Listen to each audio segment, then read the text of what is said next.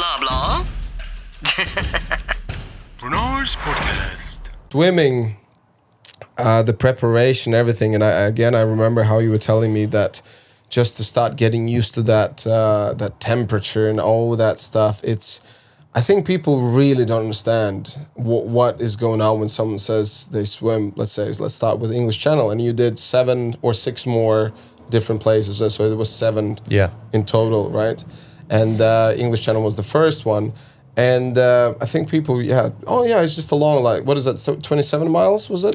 21 miles English Channel, but you end up swimming a lot further because you don't swim in a straight line. Because the current pushes you on the side. So you're over 40k. Over 40k, right? By the time you're finished, and there isn't that comprehension. Just getting into start training and how people don't understand how difficult certain things can be. Because they, again, in this case, I think in the biggest one is the temperature. Obviously, the distance is massive, but the temperature fight. And then I think the best one you can compare, to say to your brother or some other people, is imagine to do this. How many lengths that would be back and forth in a swimming pool? You're losing your track. How many that is? I don't even know. But I remember. I mean, it's about 80,000 strokes. So, it's a hard thing, like I say, going through it, what I was saying with my brother, it's a hard thing to kind of get your head around because when you're trying to explain it, and what he said was, I understood it when I was on the boat. I got a better understanding when I was in front. To watch a loved one, to watch your little brother swimming 11 and a half hours. Sorry, what was the swim where your brother was on? So he was on the English Channel. So the very first one. The very first one. And he did not have doubt that you. He said to me, I'm trying to get my head around you doing it. Didn't know what to expect. Didn't know what it was all about. It's words. You're swimming from England to France until you're on that boat and you see the vast ocean. And he was like, I can't get my head around this, but. Whether he was saying that to show me he had confidence in me, maybe he said it for that reason, but I think he knows how I'm not very good with failure.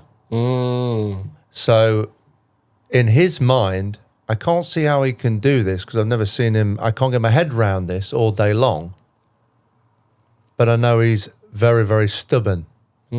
So I still believe he'll do it, but I'm not sure how he'll do it, if that makes sense. It was a bit of a weird one for him but then he's like, I think once I'd done it, it was just a shock to everybody because, there's a nice moment. He called my mum and dad who were at home and he taught them through the last 200 yards, 100 yards, 50 yards. And, I'm my dad, who is... not an emotional person. He's a tough guy. And he had a tear in his eye, my mum said.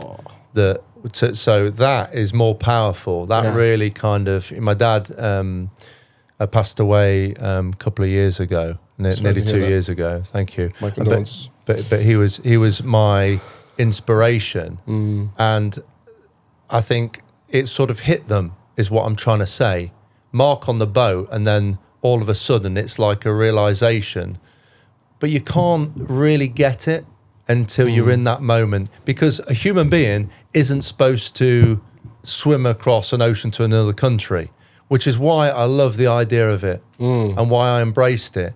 And there's something about looking at yourself in the mirror and thinking, can I do this?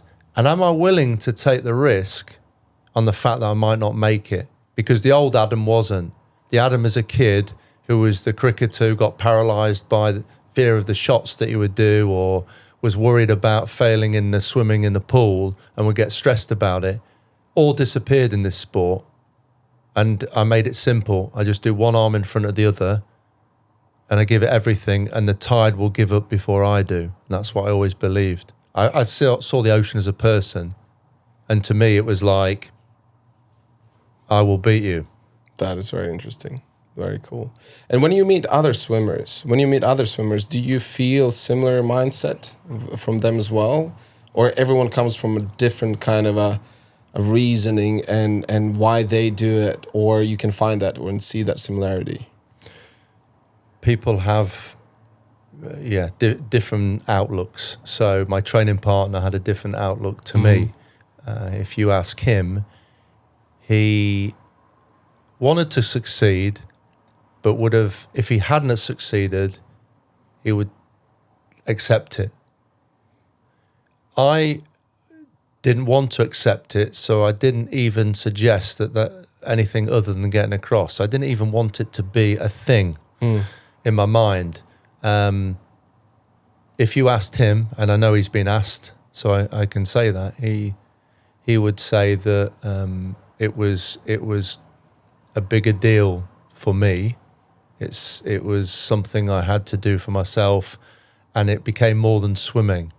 It was life-changing. I didn't have a coach, didn't have a nutritionist, wasn't getting anyone to tell me what, to go to training. It was off my own bat. Before work, 6 a.m, I'd drive 2 hours to work, manage a team, at lunchtime, try and find a half an hour gap, go home 2 hours, try and find training afterwards, and just constantly motivate myself, not knowing where I was going, but felt part of a journey, felt part of something big. Mm-hmm. And I felt like a superhero on it. And when you feel like a superhero and you kind of gifted this person that you want to be, and you don't feel like you're the true Adam. Mm-hmm. I wanted to be the Adam I was born to be. And that started to come to me when I was on this journey. So a bit of pain, bit of discomfort and effort compared to being the person you truly want to be. Sometimes people have said to me, poor you, all these things happen to you, which I'm sure we'll go into. I said, poor you. I said, poor me. 7 days of discomfort changed my life. If I could give you and say to you, if you get in discomfort 7 days, I mean extreme discomfort, but if you're willing to go through 7 days of discomfort to have everything that you want and be the person that you want to be, Renars can be the person he wants to be if he goes through 7 days of this. Everyone would take it. Then I get some smart ass saying, what about all the years of training in between? But that's irrespective of that. But in its simple form, there was these 7 days, of an event. So, yeah, I mean, to answer your question, I think some people will have that drive and fear of failure. And so I can't speak for everybody, but Adam Walker was driven to succeed. I'm now known as Ocean Walker. Do I think I was born an ocean swimmer? Absolutely not. You said before, maybe I was born a swimmer. I'm not sure about that. I'm not sure. I was good at swimming. I probably could have got better in the pool, but I like lots of sports. I didn't like one thing. I wanted to do lots of things. And then, of course, I got injured, so we'll never know. So I'm not going to say I would have been this, would have been that. All I know is what a hell of a journey it's been in order to find Adam. But I think in my memory, the craziest was when you got stung by that massive man of war. Well, no, man of what? Yeah, man of war, Portuguese man of war. Jesus Christ, yeah. And people usually die from that thing. And you, crazy man, continued swimming for another how long after you get stung? I was stung after 13 and a half hours. I mean, probably to give you a bit of an overview, it might be worth giving an overview of what happened on that swim. And basically I arrived and 24 hours later I was in the water. It should have been 4 or 5 days. And the pilot said the weather's going to be terrible later on. It's bad now, but it's going to be even worse. And he said, I've got a fishing trip as well at the end of the week. So maybe it was that. That was the reason. But anyway, 18 hours, obviously different time zone, and arrived. I was in the water 24 hours And this later. was in Hawaii, just for people to understand. Yeah, Molokai Straits and Molokai to Oahu. Yeah. So island to island. On paper, 45K, one of the longest of the Ocean 7. And I slipped in the water about 6 a.m. Before I got in the water, I was trying to get in from the start, which was like 3:30 in the morning. He said, you can't get in. What are you doing? And I said, well, we're starting now, aren't we? He said, no, we can't go in because of the sharks. And I said, okay. And then told me every shark story going before I slipped in the water. So he said, yeah, the last guy, actually, a cookie cutter shark came down, bit his calf. We had to hold his calf together and there's blood everywhere. And it came back round, tried to bite him in the chest. Yeah, that didn't go so well. I put my hypnotherapy music on and my CD just to blank him out, going, "You are relaxed, you are relaxed, you are powerful." Like, get it out of my head. About 6 hours in, I'm really tired because obviously I've had that flight, and after about 6 hours, I'm kind of got a bit of a boost.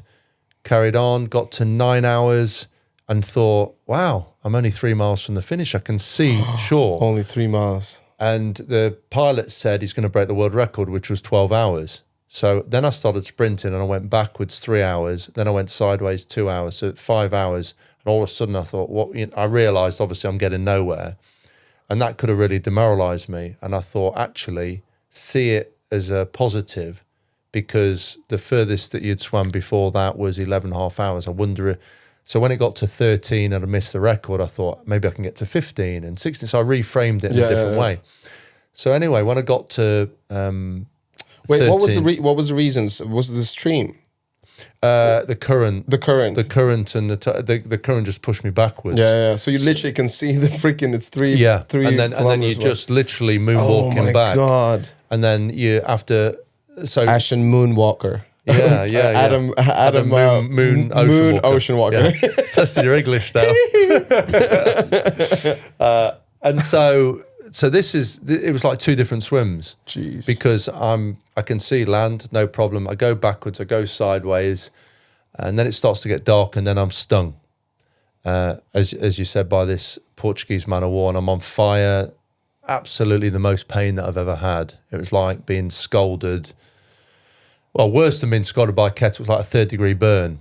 And you don't want to show pain to the pilot because he'll get you out. It's safety first. Oh my God. So it's like it triggered this, and I'm in agony, and I'm yelling. And they brought a kayaker in with me because of the sharks. And normally, and I say normally, there's only a few people in the world who've done this swim, but when it gets dark, they just pull you out because the sharks.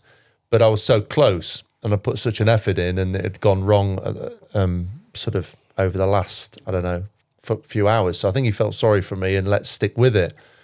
Then we got caught in a riptide, and I'm absolutely in agony. So my whole body's shaking which is the anaphylactic shock, trying to put me in that shock. My spine went numb, and then I started to vomit for about 7 or 8 minutes. And I made a deal with myself: swim for 30 seconds. Well, actually, swim for a minute, and I lasted 30 seconds.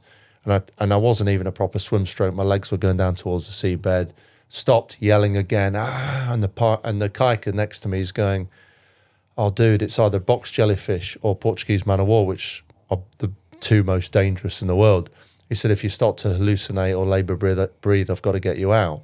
And I remember making a joke saying, "I'm labour breathing now, but I have swam 13.5 hours." That was my Adam Walker way of offsetting the situation. Yeah.